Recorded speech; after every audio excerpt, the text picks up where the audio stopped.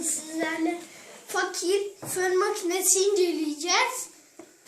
Özellikleri: bir tane şöyle saç fön ucumuz var. Bir tane difüzörümüz var. Bir de Swarovski taşlarımız var.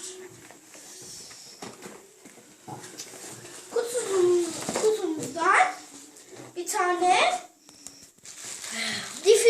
difüzör çıkıyor. Bir tane fön ucu çıkıyor.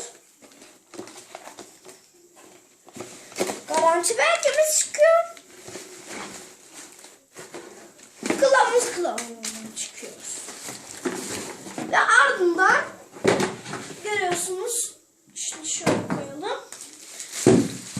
Fön makinemiz çıkıyor.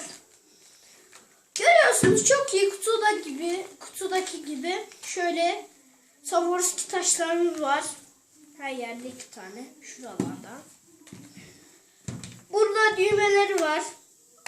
Soğutma, açma, soğutma. Çok soğuk oluyor. Evet. Başka burada hiçbir özelliğini göremiyorum.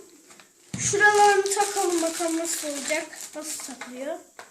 Görüyorsunuz, ben bunu önceden açmıştım. Görüyorsunuz nasıl oldu. Görüyorsunuz. Aşağıda güzel olduğunu diyenler aşağıda yazabilirler. Bir de öbürünü takalım.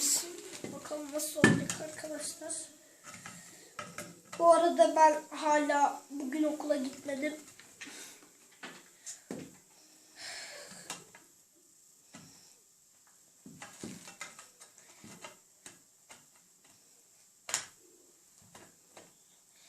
Neyse, şöyle de yapalım. Evet, görüyorsunuz.